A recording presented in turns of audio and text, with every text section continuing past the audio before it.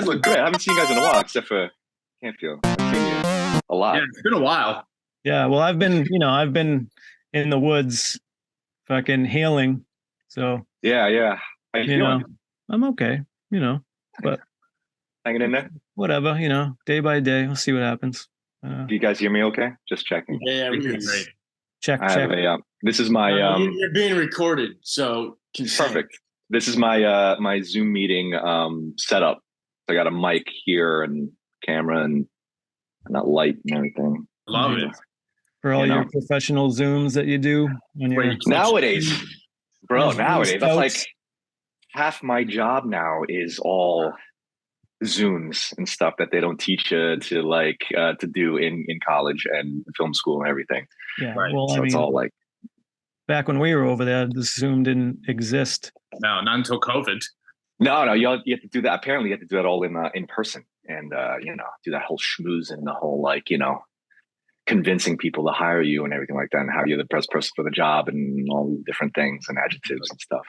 So I don't know how it works anymore. I haven't worked in about a year. I'm just gonna pour myself. Oh, it blurs it out. Wow. What are you getting? Oh my god. Yeah, we don't want to give any sponsors away, like fucking perfect unpaid sponsors. Good thing. Good job, Zoom. Cheers. All right. Cheers. Cheers, guys. You guys. Oh, nice. Oh, Rags. Not even prepared. Kid's not prepared. It's definitely after 5 o'clock. When you put his socks on, but all right. Cheers. Whatever. Yeah, cheers, I don't have any. Good to see you guys. Good to see you. What do you think, Tan? You want to get into this? Yeah, sure. Let's do it. Thanks for having me on.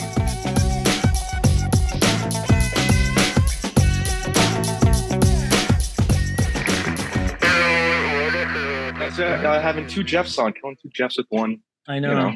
One podcast. Well, it's Jeffs one. It's a good thing. Like being on set, we got to go by last names, right? Yeah. Well, it's a good thing. I don't really call either of you Jeff. Yeah, you can Canfield me on this one. That's fine. I can't failed you. That's what I call him too. We're gonna get into this. All right. We got this is Open Walkie. I'm Tony. We got Rags over here in Canfield. And we're gonna talk to our buddy Jeff Tan. Oh, it's 3 against 1. I thought it was 2 against 2. Oh, right. Director, DP, whatever else you want to be called. Yeah. No. So thanks for having me on, guys. It's man, nice. This is nice. It's good to see your faces. It's gonna be a new format. Always good. Yeah. Man. So start out. Tell us a little bit about how you started, where you're from. How I started. Anything you want to talk about. You can go back to childhood if you want, but we're not talking about the how'd you get going with all we're not talking about Ukraine or anything. World. Got it. Okay. Unless you grew up there. Right. Yeah. Well, no, I was or if you filmed there. Yeah. If I filmed it, right. Have any of you guys filmed in Eastern Europe? Mm-hmm. I've never. Oh. No, never. I'd like to. Yeah, right. Well, no, I was born in Flushing, Queens, and then grew up in Long Island. Spent some time out there, throughout childhood, and I went to Hofstra for TV film. Then after that, I kind of this is condensed, and then after that, I moved out to LA for about 9 years. Trained, got my start, networked because back then, if you guys remember the industry out here was much smaller. I think it was much smaller. Everything that I was working on back in college and after college were LA companies basically coming here to do segments and things like that, or one-off shows or whatever. So I got hooked onto that from doing commercials and stuff, and then going on to a couple of reality remake makeover shows and stuff like that. And then went out to LA because that's where everybody had to go to train, right? And what years was this? When did you go out to LA? This was in 2000. This was 04, I believe, and I came back 2012. So 10 years. Wow, 10 years. I'm back for 10 years already. Wow. But yeah, so I was there 04 to 2012. On and off and stuff, and then so now I'm here. Now I'm back, and still working my way up, still clawing my way up. And it's a different, as you guys know, it's a different kind of industry here now. It's a lot more of New York is its own like standalone hub for certain types of reality shows, certain networks and things and stuff like that. But like LA was where you had to go. You had to like I AC'd for this one guy, Luke Mertes, who like took me under his wing for like the beginning part of my career. And he was like, after this show, you have to come out to LA. You'll be my AC. I'll bring you on, blah, blah, blah. And that was like the first kind of taste of, I guess like networking, or like somebody actually helping you out, hooking you up with a job rather than be like, at the time, I was looking on Craigslist for production jobs and stuff. You do the search and that's how I got my first one on Craigslist. Yeah, me too, for free. Right. There was no, what is that? I never got a job off Craigslist. I did other stuff, but that's how I got PA job. That's back those misconnections. But yeah, so that's how I got that. And then I was like, when I managed to scrounge out together some money and then like stayed with an aunt on like a couch out who I just happened to be like living in Koreatown. And then I had to make do. So like I went to this place because I couldn't, afford anything. So I went to this place and I think it's actually still there. It's on like La Brea Ave. It's called Rent-A-Wreck, and that's the real name. Oh yeah. So I rented a couch. I rented like this car with the it's like rent. It's a car rental place. Rent-A-Wreck. A wreck. They got yes. It had no gas cap. It kept overheating and stuff, but it was like $10 a day, no insurance. Oh, so whatever. It was a wreck. It was a wreck. Yeah. So that's what I had to do. And I commuted from Hollywood. Now I know like the geography. Back then I didn't know. Like I was in Koreatown going into the valley every day, back and forth with this thing almost overheating, making it into the crew parking lot, and then making it, so. Yeah, that's kind of a hike though too, right? Well, I didn't know back in the day. I thought that's what you had to do. So, I worked my way up as a PA to a AC to a, tech AC, doing a bunch of things and stuff, and trying out a whole bunch of stuff in my mid 20s, like photography. I even did like audio for a little bit. I worked on that show Wildin' Out as an A2. Oh shit. And then I got jobs as a editor for Girls Next Door and a bunch of like Hollywood. What is that? Like True Hollywood Story, behind the music, when they used to do that stuff. Yeah. So I was an editor for 5 years. I was a photographer, doing a whole bunch of stuff. 5 years, man. I didn't know you edited. I didn't know you. Yeah. I mean, that was like my, the early 20s, like when I was, nothing else mattered except for working and trying to like get it done and learning. So I figured like it was just another thing to like get me better to be what I wanted to be, even though I didn't know what I wanted to be back then. That's why I was like doing a whole bunch of stuff until I went up, focusing and then, but there's a lot of stories in between there and stuff like that between then and now. But we can get into it. Did you wanna work in TV like when you were little, or like when? No, I mean not television. Like you always wanted to be like in the movies or something like that. But I actually the thing that gave me the bug was like I wanted to, back in the early and mid 90s, everything was all about like the music videos. And I was a big music guy and I was a dancer and things like that. So musicality and everything was kind of like, it is what interests me. And I went into college actually to be an audio engineer because I wanted to be in the room when they made music and I wanted to be the guy. But then my first semester at Hofstra, I kind of thought it was a little bit boring. And I think that, then I dropped out, then I joined a fraternity and then I kind of got a little lost. And then I found my way again, almost failed out. And finally just kind of like everything just kind of started to slowly come together. And I was able to kind of just like get my head on straight and stuff. And I joined, what did I do? Like an intro to television production. And fortunately, Hofstra has like a full studio of like, full on production studio. They were doing like the NBA pre-show there for a long time before, I think only about 10 years ago that they stopped doing that. But could be wrong. But so it was like a big playground and you could like film anything that you wanted, rent all the equipment that you wanted. And it turned out that I found that I was really good at it and it sparked my interest. And the people that were working there was a big part of it, like the camaraderie and the friends I made over there. I still are still friends with to this day, and they're like my friends out in LA now, and some over here. But like yeah, it kind of evolved in a certain way. But then, like I said, in LA, kind of like, again, kind of veered. I kind of lost a little bit of a way because I was trying to do everything. I was interested in everything. I wanted to do everything, but I was never focused on one thing. And yeah, so it got to the point where I actually was, even though I was doing a whole bunch of stuff, I wasn't really progressing in a sort of way in financially and like my career and things like that. And I actually wound up being really, really broke, like the epitome, the definition of a starving artist. Like I was broke back when your bank account could go into the negative, when they allowed you to go into the negative. I've been there. That. Yeah. It's not allowed anymore? You can't go into the negative anymore? Not at the amount that I was at, I don't think. Like it was a lot. Pretty sure you can owe debt though. We can help you out if you have trouble with that. Oh, that was back then. But yeah, I mean, no, it was like a part of life. And then, I think it hit me one day where it was like I was in my apartment and I wound up having to search my couch cushions for like change so that I could go to Taco Bell, because back then tacos were 59 cents. Yeah. So I could get like 2 for dinner. And something hit me in the head, taco or something. But like, I was just like, what am I doing? Like, you're right. I'm better than this. Like, come on. Like, why am I doing this? So I decided to like, better than these tacos. Right. Better than Taco Bell. Yeah. No, I love Taco Bell. Actually. I love Taco Bell too. Yeah. Right, but that's the only fast food place that I'll ever even consider going now. They got rid of the Mexican pizza and I haven't been back since. So they lost it back. Write them a note.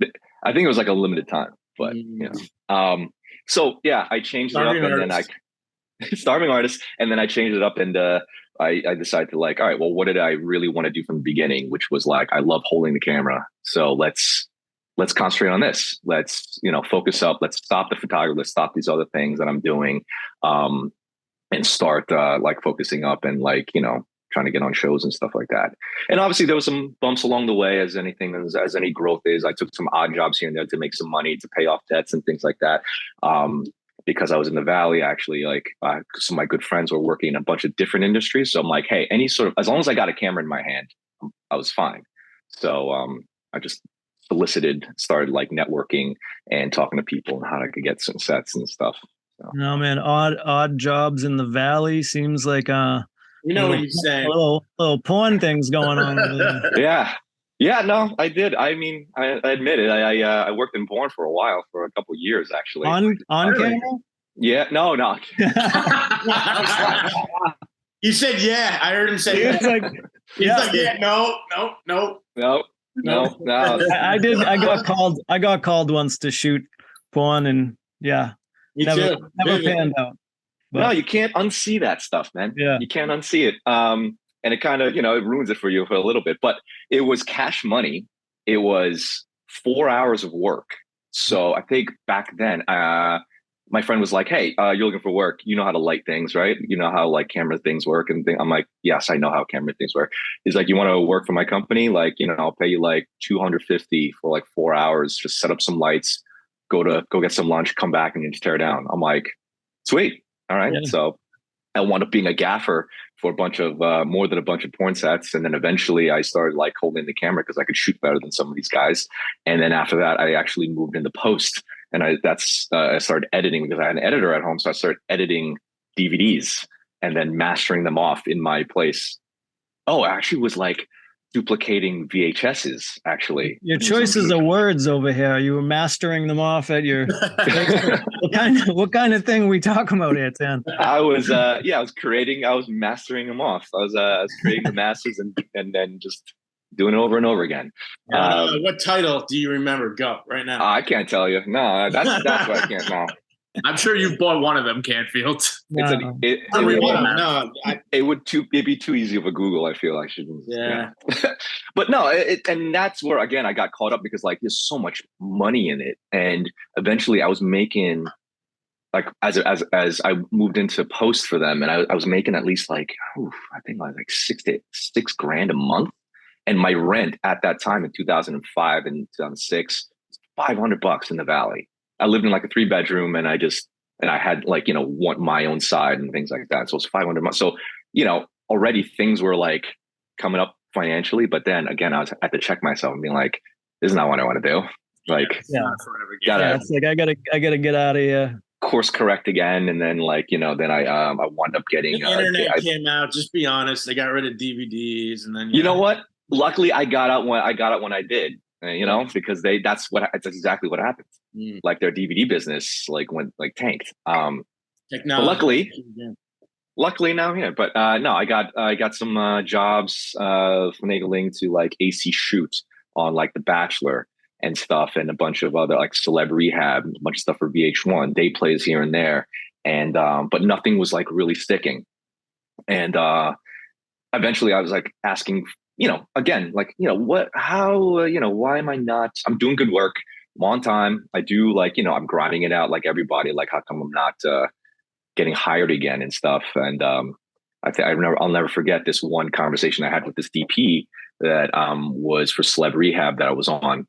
And we went to get a beer or something like that. And I was just asking this whole thing. And he was like, well, you're doing all this stuff, but like, are you going out to like get drinks and stuff like that with the crew afterwards? I'm like, no, I'm doing like 12-hour day, and I'm commuting home, driving traffic. Like, I'm like, no, I'm tired. Why? It's like, well, and there's different perspectives on this, but like, he was like, well, a lot of people, like, especially for these long travel shows and these long projects and stuff, they kind of want to like hire people that they like. Not them saying they don't like you, but like they want to hire people that they know, and also who you want to hang out with half the time, because with all the downtime. So I'm like, yeah. And it kind of like struck me in a certain way. I'm like, oh crap. Okay. So, I made it a point afterwards, again, just to add it to my like thing I have to remember and do and stuff, is like, if the crew's going out, like no matter how tired I am, just like go out for one. Yeah.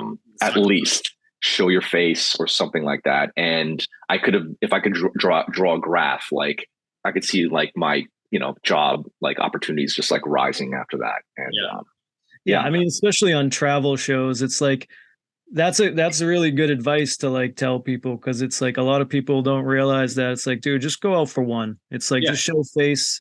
Right. Yeah. It does, people want to see that, and it helps getting hired. Yeah, half the time, like, more than half the time, a lot of people I think are on some shows. This is basically our social circle.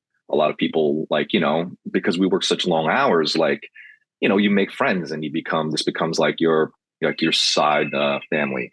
My Amazon's here. Yeah.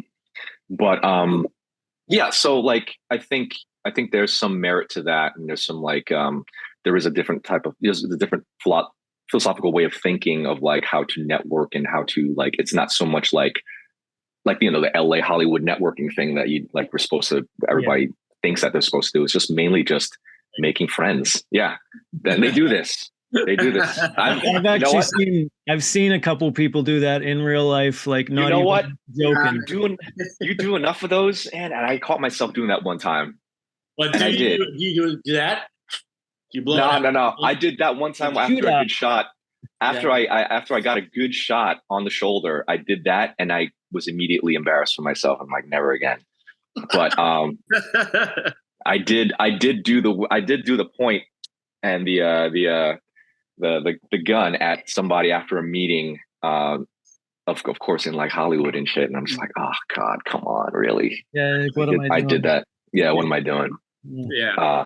But again, that's a whole other skill set that, at least how I see it, it's another skill set in this phase of my career where I'm trying to kind of learn more about, unfortunately, that whole schmoozing working thing. on. I mean, everybody is. I mean, because we work with so many different types of personalities too. So it's almost like you got to kind of be on all the time and figure out, I don't know. Yeah. How people work. Yeah. And I kind of, as I've transitioned from like main crew to like above the line and stuff, unfortunately, it's more of a, I have to kind of like ride that line of like being personable, likable, and also knowledgeable, and also like inoffensive, and kind of like being part of the team rather than being in the crew van with everybody, like grinding it out, just telling dirty jokes and being okay and like, laughing and stuff like that. Now it's a lot of my job is just kind of like making sure everything is fine. And and it's a skill in itself that nobody really teaches you.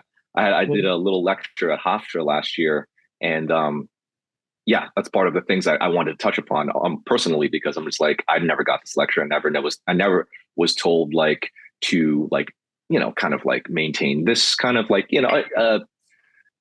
how do I say, like off the clock, on the clock, at the bar, on, at work, you know what I mean? Like you just kind of like try to just read the room basically, and not just like kind of like word vomit everything at all times, and just like, we want you to be yourself, but at the same time, like, a lot of things are happening, a lot of things are on people's minds. Just don't like start interjecting and now's not the time for a joke, or maybe now is, you know what I mean, kind of thing. Like, maybe you shouldn't take that last shot, or maybe you shouldn't take that maybe you shouldn't take the first shot, maybe, you know what I mean, like things like that, just to kind of be aware of. And because perceptions of you change, and people, you don't know who's judging you, you don't know who's except for you guys. I see the judging faces right now. I don't judge anyone. But there definitely is like a balance of when you're doing the bar thing and you're doing that whole networking thing with the drinks, there is a balance. If you know that you're knocked down drunk, like if you're a bad drunk and you like, kind of get a little bit too over that line, then you need to you definitely need to know how to like scale that back. And and then, it's not so much the drinking, but unfortunately it is part of a big part of this culture here. So I mean, knowing your your limits, not even just technically, but also like socially and stuff like that, sometimes could prevent you from accidentally burning a bridge, or accidentally having somebody raise their eyebrows at you, and maybe like even just have it reflect on you negatively in a sort of sense, even during a hiring process and stuff. So it might lose you jobs instead of getting you jobs. Right. It might cost you something, but until you're at a certain level and people, and how people work, especially if you work with them many times already, then you get, get comfortable, but like still, how comfortable? I mean, maybe I have a different philosophy than a lot of other people, but like when I'm at work, and you guys have seen me up on the set, stuff like that. Like there's like working time, and then there's like joking time, and you'll definitely know when it's joking time and with me, and when it's working time. You know what I mean? Like, out of everybody on the walkie, like I love talking shit. That's kind of how I get through the day. You know what I mean? Nice. And if you guys are from New York, like East Coast, like if I'm not making fun of you, I'm not busting your balls, and that means I'm not liking you, or things are not going well. It's true. So, I told somebody that before too. I'm like, if I'm not like giving you shit, like then you like there's a problem. I'm like, if I'm giving you shit, it means I like you. It's like, like you just don't waste your time. Like, I've run into a few hiccups like that with crews in LA, when I'm running crews in LA and stuff like that. And I just kind of like, I bust balls, and people, I hear rumblings later on. It's like, dude, Jeff is a fucking dick. Yeah. And I'm like, different world. Really?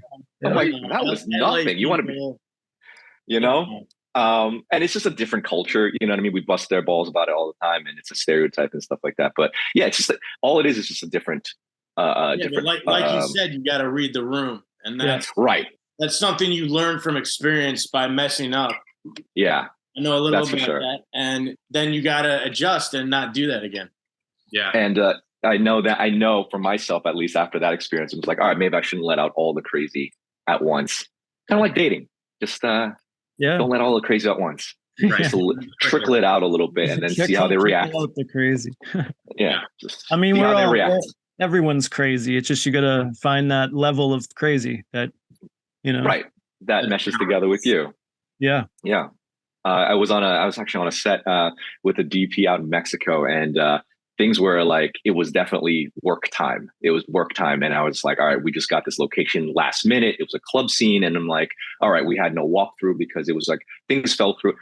We've all been there. And then so he advances, and I get there, and they're setting up Video Village and like things like that. And I'm like, all right, so I don't know how you want to do that. came in hot. I was like, I don't know how you want to do this, but I would do this here, camera here, wide here, single over here. The group's going to come over here, coming up, walking through, walk up here, and then we're going to land here, and this is going to be the scene. I'd put a key here, light here, blah, blah, blah. And then I see him like, well, I always preface it with, I'm like, at the beginning of the scene, I mean, like, hey, I used to do this, but this is, I'll let you know how I do it, but take what you will, but just let me get it out. And then I'll walk away. And I usually do. But for some reason, he was like, dude, why are you on my ass? I'm just like, what happened? He's like, I don't know, man. People are yelling at me today. You're yelling at me now. I'm like, was I just yelling at you? I was just, you know? And basically yelling kind of gets like, you know, confused with passion at some point. Yes, I agree. Yeah. And I had to like touch his shoulder and be like, it's going to be okay, man. I value you. You're doing a great job. The season's been great. It's looking great. Blah, blah, blah, blah, blah. And then he's like, thanks, man. Thanks, man. I'm like, okay, so we good? I'm going to go now. And I just like rolled my, I'm like, wow. But you know, again, reading the room and just kind of like making critical, like now's not the time to kind of like, you know, get into it. Let's just get it done, and we'll get into it at the bar afterwards or something. Right. Yeah. Not right now when we're about to shoot. Right. Exactly. Or when we're behind and we. Yeah. Right. Exactly. Yes, they're in the holding pattern outside in the bus. Like, let's go. Yeah. Well, I mean, I applaud you for, you know, that one specific show that I'm talking about that, you know, like the travel show that we did with that one head of everything that was just tearing apart the whole. It was a very bad crew morale. And, the hidden camera thing. Oh yeah, and yeah. And I mean, I was so proud of you the way that you held everything together and just kind of kept everyone in the know. You kept all the crew calm and kept everyone going on, and you still had to deal with those fucking ding dongs. And and it was just like, I was just so proud. I'm like, dude, if I was in that situation, man, like, I would have lost it so many times. That was a surprise because I got elevated that position in mid-season and stuff, and you know, I've been doing it already for a bit, but yeah, I was there. I was actually there that one day that the person you're talking about, we don't need to say his name or anything. Yeah. He yelled, and I was day playing, so I had nothing invested in the show, like, you know, whatever. And then he's standing in the room looking for someone to yell at, and I was like, please yell at me because I will punch you in the face. Just the level in which he was yelling and cursing.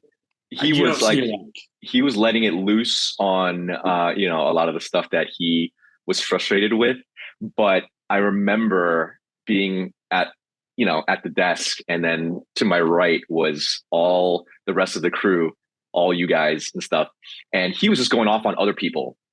And I remember somebody said it on the walkie, and something about like, dude, he's probably going to do something. And I turned and I nodded and smirked. And then because of that, he reamed me out about like a bunch of stuff. And I just like turned to him, just like, you know, it means nothing. It means nothing. But like, I remember I'm like, oh man, whoever said something, I reacted like he would have just passed right over me. But I couldn't help it. I think I laughed or something. When we stop recording, I want to know everything. Oh yeah, we'll sidebar. We'll tell you about this show. It was this guy. I don't understand how this guy would ever work and run anything. Yeah, I'm surprised you want to know about that. I'm surprised you want to know about that and none of the porn stuff. Well, I mean, I think we talked about porn stuff. I like the tea. I like the hot piping tea. Nice. So yeah, I appreciate that. Thanks for saying that, man. It was a little rough to handle stuff like that, you know. Everybody, but that's one of the things I was like, you know, that's half my job now is I mean, and my, you know, now that I'm on this side, like basically because I used to be crew and I know what it's like to be that side. I try to empathize with both ends, and I feel like this is like, you know, leads into why I'm trying to transition slowly out of reality, even though, you know, it's my bread and butter. Is that I'm more of like a foreman now, and I'm more like a manager. So I take the crew and I filter whatever they need and whatever, and I try to translate that to the higher ups. But then also I'm also sympathetic to a point of what the higher ups and the producers have to do and get done.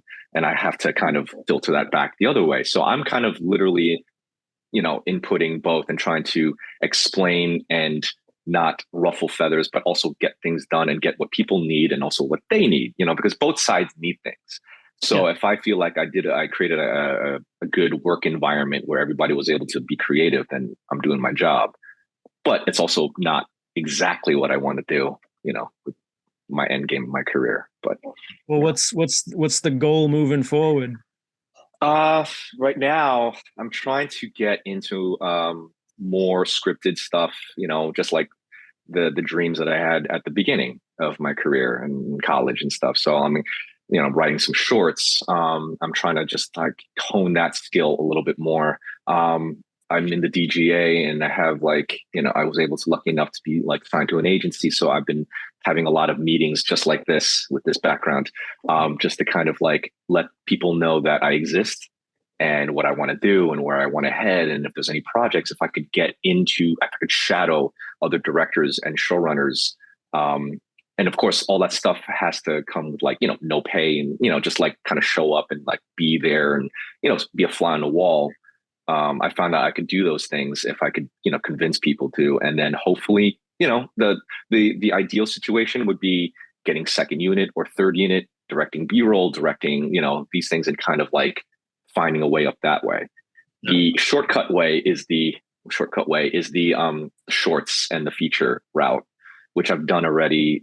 I've done some film festival circuits and some shorts and stuff. And, it's a completely different beast.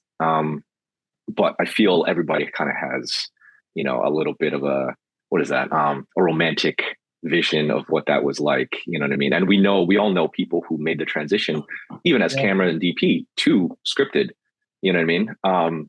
So it's a possibility. And, if I could do that and bring some people along with me, that would make me even more happier, and where I want to be. Yeah, for sure. Yeah, man.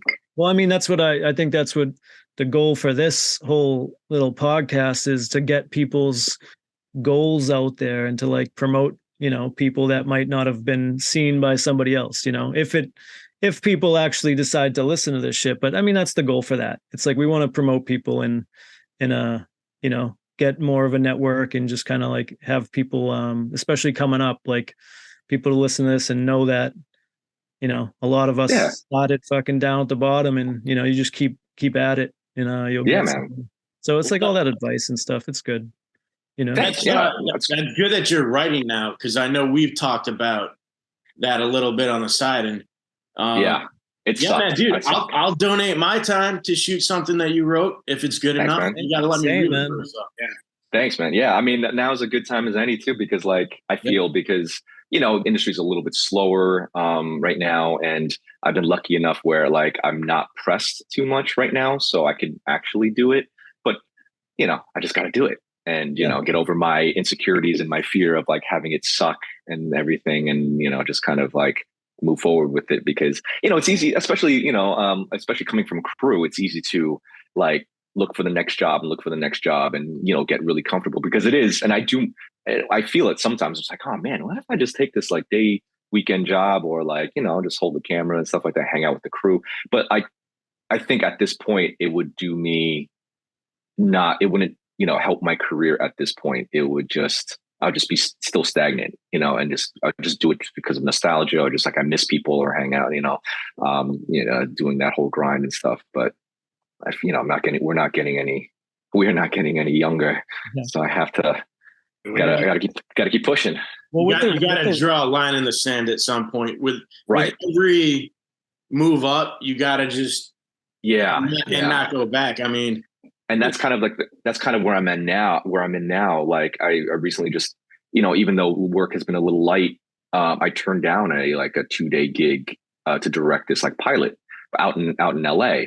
And the company I've worked with them before, and it was nice. And I expressed my gratuity to that they asked me to do it, even though I lived on the East Coast. But they were expecting me to fly myself out there, find a place, and transpo. And also the rate was under for a director, a day play director gig. And I was I obviously put my best foot forward. I was hey, really thankful, whatever. But if I was a local, absolutely. But it sounds like you need a local, you know what I mean? Yeah. So I wound up turning it down, even though work is work. But like you said, the line in the sand. Just like when we were like, PAs to ACs, ACs to cameras. We're like, I'm not ACing anymore. I'm not doing it for this rate anymore. This is where I'm at now. This is where I'm at now. This is where my quality of work is now. And is what it's worth in my time. So I mean, life is all decisions, man. And especially in this business, like as a freelancer, it's like, it's all we do is make decisions. Like you gotta pick and choose. Sometimes you'll get called for 3 jobs and you gotta pick one of them, and you never know which one's going to be the best, but you got to go with it. And then, so it's, well, luckily from experience, the more you do it, you kind of have a background of like what you kind of know what to expect from certain jobs and certain companies and certain people.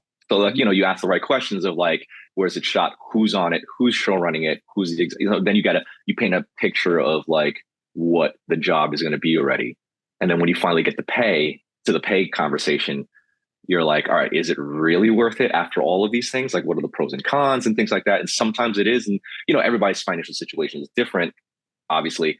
But then you could judge it better that way, just from experience. I mean, I'm lucky enough now that I actually have an agent where I could just throw it to him, even though I feel like, a weirdo saying that to tell people to talk to my agent. But like, it's very valuable. And eventually, at the place that I am now, for him to like vet everything or like give me some sort of like career advice of what to take or how much to take it for and things like that. So, I mean, I wish I had somebody, somebody on my team throwing camera operator jobs at me when like things are dead, Yeah.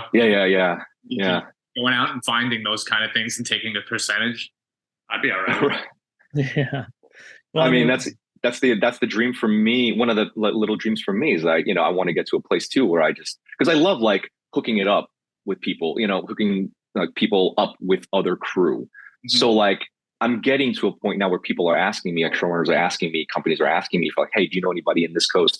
Anybody could go to Washington, DC or could travel and things like that. So I have I've slowly compiled a list of people who would be a good fit for certain things. And I love throwing people names and stuff like that now, you know what I mean? Or some people don't, when they're asking me to like, to op or DP, I'm just like, haven't done that in a while, or I don't do that anymore, but here's 5 names that I love. Do the same thing. I love it. Yeah. It's great. It's a great feeling. Me and Camfield actually just talked about that the other day where, if you're going to throw out someone's name and they take the job, even if they don't, it's like that person you should be expecting like a thank you.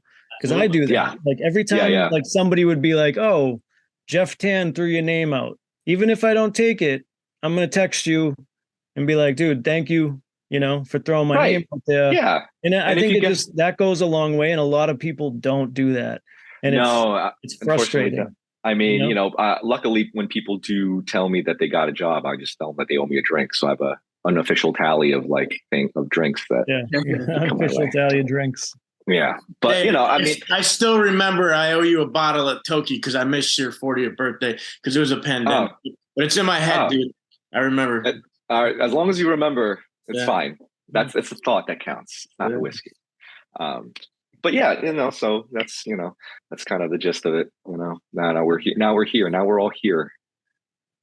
I want to get off the whole work thing for a second and go back to the porn when you used to dance. So you better. I've known you for a while, and I know that you break dance, or you used to. And I want to know if there's anywhere where like you have anything online that we could see. No, not online. I don't think so, because this was all. You know why? Because you got it on DVD.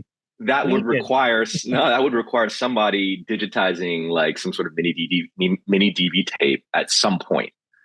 Because this was back then. This was back in the 90s and 2001, 2002, and I have boxes of tapes and that's also kind of like how I got into it, or my passion for like cinematography or like camera work is like I used to like, my dad bought a video camera when I was like 14, and I just like kept following my friends around, and I just like documented everything in the hallways and things. I have boxes and boxes of tapes, but all of my stuff from my dance years have been on tape, so that would require somebody physically getting a mini DV deck and digitizing it and then uploading it. So sorry, man. You should do that when you get some downtime, man. Like that'll digitize stuff. I mean, just for you anyway. Like you know, to look at it easily. You know, I actually thought about that, yes, but you know, I've been looking on eBay for like old decks because I feel like I have to buy one before they're completely like they completely disintegrate, just so I have it. Yeah, but no, I'm sorry, man. No, you have to either have caught it live or come out and see, you know. I was hoping you were going to be like, yeah, man, I was on You Got Served. No, actually, a lot of my friends were, that was the time when I was dancing a lot. And I went one way and my friends went another because they actually, you know, the whole training and audition life for dancers and artists and stuff it's a grind in itself. But I didn't have the passion for it enough. I was more of doing it for fun. And when it became work, I kind of just actually started making demo reels for them and shooting like things for them so that they could audition. And eventually they became like choreographers for like Beyonce and J-Lo and like Gaga and stuff. And every now and then I'm just like tapping them on the shoulder and be like, hey, you know that. Yeah. I shot that audition tape way back when. So. Yeah, man, hook it up. Yeah, right. But no, sorry, man. No, that was an old life, just like a lot of the old lives I've had. Do you ever still do it? Just like, yeah, fuck it, I'm gonna go break dance today in my living room. No, a club. No, I do. Do you really? I do. Yeah, I do. I mean, just because I still love it. I still love music, and I still love being like that energy and that vibe of being on the dance floor and stuff. I actually still do. I every now and then I text certain people who may want to come out at like 10 o'clock at night to like the Lower East Side or like or Brooklyn or whatever. But for the most part, not a lot of people go. So a lot of times I go by myself, or like I have some of my old breakdance crew friends who are still out doing their thing and they come with me and stuff. If you guys want to come, I'll add you to the list. And, hey man, if I ever move back to New York, that's the first thing I'm going to do. I'm going to hit you up and say, let's go dancing. Yes. Let's go. Let's go. Don't front. I will. Yeah, but if you added in that text that you have texted me around 10 p.m. that I will be breakdancing, I would have got my ass to the Lower East Side. Oh, absolutely. All right. I'm gonna call out your bluff then the next time. You can totally call out my bluff with that. Yeah. All right, sweet. Do you have any? I feel like I'm the only one drinking. I haven't seen you guys drink at all. Dude. It's because I'm quick. I got my wine. I can only drink wine. I can't drink anything else. No, that's great. Wine is great. The antioxidants. Mm-hmm. That's still a thing, right? I don't know. I need all of it. You were saying? What were you about to say? I forget. I was going to ask if you had any other hobbies other than breakdancing that you like do regularly now. Cooking. Yeah, I love to cook. Love to work on my car. Those are the two occupations that if I didn't do what I was doing right now, I'd probably do one of those. I'd probably be a chef or some sort of mechanic or a race car driver, something like that. You know, when I was younger. Chef Tan. There is actually a restaurant called Chef Tan in Jersey City and also in the East Village. Yes, I've seen the one on hilarious. St. Mark's, right? Yes, so it's hilarious. I've seen it a couple of times, and every time I see it, I'm like, Chef Tan. Yeah, if I could get like $1 for every time I have a text from friends who send me that of the place. Yeah. But those are the two things. Yeah, I mean, I think it goes well though. I mean, with like people like us who like nice. Cheers. What are you, vodka? Nice. Like we are very. I was I guess if I would back it up like a little bit more, like I was trained to be a worker. I guess from like, you know, just the way our school system is designed, and also like Hofstra, but also like my parents and stuff. The way they raised me was to be like, and it's very old school. There's nothing wrong with it, but it's very hands-on. Like very doing things to get a result. So I think that's why I love cinematography, because you could kind of shape something and see it, or you see something, make it better, and then you'll see it on the monitor, and that's the result or something like that. Same thing with like cooking. It's very meditative for me because I'm like getting all the ingredients and putting it all together, and you have something to show for it. Same thing with like working with your hands on the car or something like that. So I think it all kind of goes those are like, if it hits my interests where I'm actually physically doing something.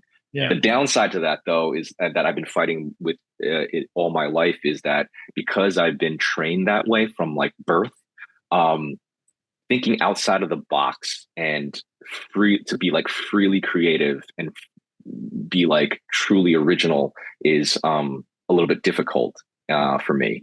So like I admire people who like could kind of pull it out of air, have like instant inspiration and figure something out, or like create something like in their head and see it through. Like I envy that. I try to do that, and I think that's one of my big hangups, but like, still working on it. Stuff. I think we all try to do that. We all have so many different ideas that it's just all about executing, and it's, you just got to keep go out there and try, because it's like, that's the thing. You never know. And, Camp Found, and I actually were talking about that earlier too. It's like, you gotta just throw it out there, man, and make because you might get discouraged. And we were even saying like, no idea is completely original. There's always something out there, but whether or not you can take like your own twist on it. And it's like, we've all been there where you have an idea and you look at something else, you're like, oh, it's already been done. I'm not even going to try it anymore. But yet that might not even be like a successful thing. Like you might be able to do something completely different with that same concept in mind. Yeah. How many different people movies are there? Like how many vampire movies are there? Like it's all the same. No, of course, yes. Yeah. And half the pitches and lookbooks and summaries I do for like shows and stuff like that when I direct now is basically trying to make something like we've seen it all before. It's just how to make it fit their sentiment, or like almost, and also like on a small part too, or actually bigger than small part, making them feel that it is original. Mm-hmm. So half the time I'm like, I take the templates I've done before and kind of like, I'm like, oh, this is basically a dating show / travel and with a little bit of cooking. Okay, so I'll just, reword things and re-Google like, things and just kind of show it and then kind of pitch it that way. But, for people like, I guess like, like I admire a lot of people who like I've worked with before that I keep learning from, but like I see them do something completely different and slightly better. And it's just that little percentage of just like being, just like, another way to skin that cat, or like whatever, like that's outside of my box of, parameters like that, which is all in my mind back, I admire that. And I kind of like that's why I try to like talk to a lot of people and see how they would do it. That's why I too, like, when I'm on sets, and even though I've lit things before, I could understand that my shit is getting a little dated because the way I would have done it, I don't even say light fixtures anymore. I just say strong key from here. I would do a strong key from here, some sort of pop over here, blah, blah, blah, uplight, da, da, da. And then they would do the gaffer and, the DP would work, off of like that idea and then build onto it. And then when I see it, I was like, oh shit, you did it that way? Like, oh, wow, you did it a little bit better, and the technology keeps going. So I don't even know freaking lights anymore. Like, I don't even know what they're using. You know what I mean? That's why it's like this industry is like fucking human evolution, man. It just keeps going.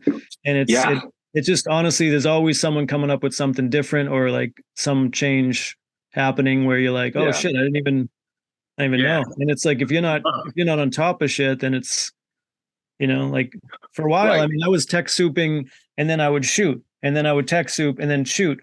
And then it got to the point where the technology moved so fast, I would go shoot for 6 months and not even touch any part of tech, like, and then go back to it. And there's all new equipment. And I'm like, I haven't, like now I'm kind of lost. You gotta relearn. It moves that. Yeah. Quickly. But I mean, I feel as long as you, unless you're like fully on the ground in the thick of it, on the bleeding edge of all that tech to like, come up with like how to put it all together. Depending on the show and also the budget, like the old ways may be still like, the most efficient or cost effective. And also like, this may be the wrong metaphor for a non-tech guy, but if it's like plumbing, like as long as like a signal has to go from here to there, you could figure it out how to do it. Maybe you might not be using the most bleeding edge technology there is, but like, how to do it as long as you have an understanding. We all have an understanding of it. I think that was fortunate for me to like be an editor and, work in little stints of tech, little stints of like audio and like, in producing and stuff like that, just so I actually have a little bit of understanding how things flow so that I'm just not completely ignorant to it and be like, well, why isn't it happening this way? Yeah. Or, well, I mean, a lot of people skip the basics. Yeah. And they just kind of like skip the basics and never really learn the basics right away. So then you're always lost, because it's like, if you don't get those basics down, I don't know, man, it's hard to like keep moving when you're already like, you're absolutely right. That's kind of what I pitch when I'm like pitching, like, you know, myself for shows and stuff, and is my whole thing is like tight basics, like, because everybody kind of gets caught up in like the new aerial, the new drone, the new like steady thing or whatever, like the new format, codec and but like when you get to it, if the camera op can't hold the camera properly, or doesn't understand timing and zooming and understanding the feel of the shot, then basic coverage. Oh yeah, basic coverage, right? So like I think, you know, that's what kind of like I tell people I bring to that, is that my understanding of the basics, and when you tighten that stuff up, it actually makes a huge difference on the quality of the show. Well, it's good to have like that, you know, that sense, because when you get to the point and you have a bunch of people that have never worked in camera, they just see the newest thing come out. Oh, we need this. But like you said, it's they become like, buzzwords. Yeah. If you can't execute that, it doesn't do anything for the show. Right. You know? Right. It's good to know somebody that knows how to execute it, you know, properly and use that equipment. Yeah. Yes, exactly. It's good to know that you have a couple like tricks in your pocket, but like, you know, because like a lot of up highs, they don't want to hear basics. They don't want to hear that stuff. They want to hear the buzzwords. They want to hear like new, and you know, like, you know, the buzzwords right now are like new, elevated, premium. So as long as I incorporate that into my pitches, like new, elevated, premium. Yeah, usually, write it down. Like, especially when you're talking to starting to people, like, I mean, you know, you're talking about marketing now.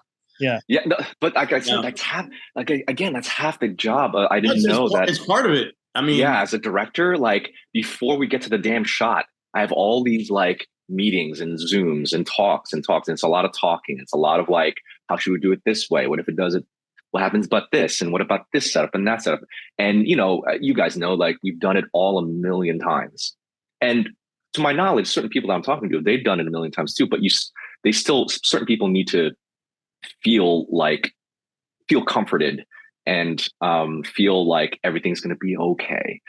So that's why you use certain things, especially in streaming right now. Elevated and premium are like big things. So every time I'm on a meeting, I have to incorporate that with the look, an elevated look to give a premium feel.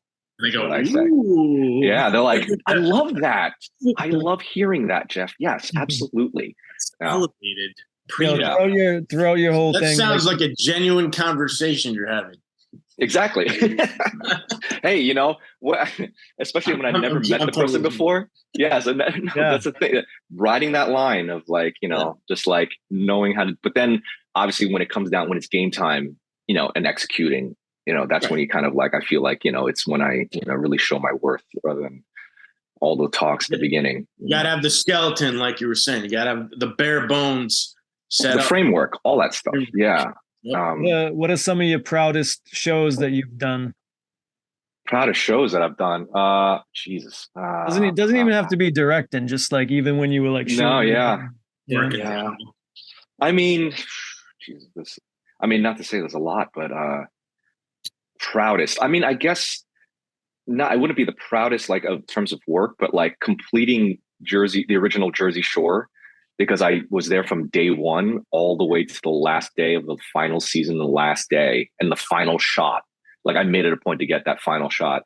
That was a big thing, because I've never done, up until that point, never did anything that had such an impact and had such a big body of work spanning 6 years and making it to every single season, every single day. But like recently, like I did some stuff for Vice, and it was like a lot of stuff has been for like social issues and stuff like that now, because, you know, after doing this for like 25 years, you know what I mean? You've done this, you've done a bunch of different like types of formats, but it's also the same type of drama that everybody's looking for, the same type of characters everybody's looking for. And, you know, it's easy for me to get plugged into that and just do the work. But it's less interesting now. So I'm like more interested in like social issues and stuff. Like I did a season of Summer House where they talked about like racism and stuff. And I like, you know, I was so happy that we were able to do that and got to make it onto the air. And we, you know, the way we set everybody up and have them fall in naturally. And it was like a natural conversation, which it was, you know, I was very proud of that. But yeah, it's trying to gravitate to more stuff like that now. You know? Yeah, I love, and I think more people should. It's like the content is big, especially at this point in everyone's world. You know, it's like you gotta with some messages that mean something. You know, I mean, there's a time and a place too, because like obviously certain people like certain formats and they're popular for a reason. You have the shows that people throw shit in people's faces, and that's there for a reason. And I get it, you know what I mean? And if you get hired in that show, then great, you're supposed to, that's what I'm doing. But like now it's like after, not that I'm saying I'm jaded or like tired of it, but like, you know, like I said, like after 25 years, it's kind of like I want to see what else I could do and what else, what else is out there. So I've been trying to move toward that. And, but still, you know, story is king, and, you know, got to pay rent. That's real. I mean, until you're on top, you know, and making your own stuff, then. Yeah. Right. That's the goal. That's the whole writing thing. And hopefully that'll like lead to something. Real quick with the writing, it's like, it always brings me back when people like trying to write and you don't realize how many people are actually like have your back with, if you wanted to get something done. Like I always think of Paul Stockman when, and hopefully he gets on and comes and talks about Wheels, like this movie that he wrote for a while, and he decided, you know what, I'm going to do it myself. Mm-hmm. And we all went out and like I pulled Focus for 2 weeks for free. Like, you know, it's like on it. we just he had a bunch of people come on. Like he had to hire some people, of course. Yeah, sure. But it's like most of the camera department, most of everything else. Like I had some of my gear that I brought for him for free. And it's like a lot of people, it was surprising how many people just came out just to help out. Yeah. And do something different. And like we all did shit for free, and it like he shot for like a little over a month, I think. And people want to do it, you know, people want to help out, and but we all don't, you know, we don't put ourselves out there for that because it's, you know, I think all the majority people are like dying to do something scripted, you know. When we hear if somebody hits us up and like is like, yo, I have a short or I have something that I'm doing, we're all like, what? Yeah. You know. I mean, I've been doing the same thing. Yeah, I think that's where my own like, you know, my own hangups and my own like insecurities come to play. Just like, you know, because I've been doing this for way too long, and also it's a part of me too, where it's like I have like certain anxiety issues and like certain insecurity issues, and I definitely would have like imposter syndrome, like, and I'm projecting all that without doing it yet. You know what I mean? So that's the insecurity part of me, because I'm like, if I'm going to have my friends, the people who I love and I know like would sacrifice their time for free, it has to be like really, really good. Yeah. But you don't know that. No, but you have to try. I know, right? Like, that's what I'm trying to get over. Yeah, I've done multiple projects, and like over 10 years ago, I did like a sizzle pilot, and I was very surprised how many people donated their time. And I paid people like that needed to get paid, that sure able to pay. And then other people, I think I had a good understanding, and I made sure to donate my time to them at other times. And I think like all of us understand that, because that's why we kind of do what we do. Like we know the difference between a studio network job calling you and it's rent money, or it's like a creative project, or it's a buddy's project. Like everyone really gets that. So you don't have an excuse. So write something and then we'll shoot it. Write something. Thanks, buddy. I appreciate it. Yeah, I just gotta get over myself. It'll happen. It's gonna happen. Yeah. Well, we're gonna wrap this up pretty soon. But what's some? Oh wow, nice. Was it all cohesive? Did I even? Dude, I didn't make any sense? No, dude, you're the best. I feel like I was all over the place. Well, it's like that's the thing. It's like everybody gets. I mean, honestly, like we're nervous to come talk to people about this stuff. It's like everyone has like an anxiety, but like the reason why we want to do this whole podcast is to get people to get over their shit and to realize that there's other people out there that feel the same way. You know, it's like there's other people out there that have so many fucking talents that nobody does anything with because you're just nervous and it's different, you know, and we're so stuck in this whole world where, you know, we're just used to working for other people, where it's hard to like actually see yourself doing your own projects. And it's like, we don't really have the time to do that. So I don't know. I hope that it's like, if somebody like even hears this, then it's like, dude, like I feel the same way, man. Like, cause if you feel a certain way, it's a psychological thing, man. And it's like, if it resonates with you, if something resonates with you and you feel that something's a good idea or whatever, there's going to be so many other people out there that feel the exact same way. You might not just be around them at the moment, but they're there, you know, there's a lot of people out there that have similar interests and thoughts. But no, it's great. This idea in this podcast is great, especially for our industry and people who are trying to come up, like you said, because a lot of people just want to be, you know, it's nice when people are seen and heard and can be related to, because then you can see like possibilities and, you know, and things like that. So it's a great idea. So great job, guys. Love this. So we're just going to try to do it and see what happens. And that's the whole thing. It's, you know, I'm very interested in people and I want to promote, you know, as much as I can for, you know, their happiness, you know? Yeah, buddy. But that's awesome. Yeah. All right. Thanks for coming on, dude. Yeah. I appreciate it, man. Like finish off with some advice real quick. What do you want to give out some advice for other people, even though you give them some advice, you know, good advice the whole time, but. Oh man, I don't even know if I did. Like, it was just anecdotes, advice. You know, for anybody coming up, I guess is, don't be afraid to try a lot of things like I did before. And even if you get sidetracked, you know, you're riding that wave, you know, as long as you have a big picture, you steer toward it. Eventually you'll get there, but don't be afraid to do it alone, because other people, you know, along the way you learn from and stuff. And don't be afraid to like kind of take that in. That's the only thing too. Like, I never had a mentor, but I just wish I did, but I think that's what I you know, that's why I kind of surround myself with like you guys and like, you know, people that are very knowledgeable, because I don't know everything. I know a lot. I know a little about a lot of things. A little bit about but that's why you know, that's why you know, when I might talk to other people and ask them how they would do it, you know, in conjunction with how I would do it, you kind of learn just a little bit more to get that much further. So yeah, ask questions. That's the big thing. Yeah. Thanks, guys. Just like this, ask questions and then see what they say. I appreciate it, guys. Thank you for coming on, man. You look great. You don't even age, dude. You don't age. You look the same for fucking. When you light it correctly. You're right. Yeah. You look younger. Thank you, guys, again. Man, we're gonna cut, but hang on. We're gonna talk about. We're gonna talk about porn with you.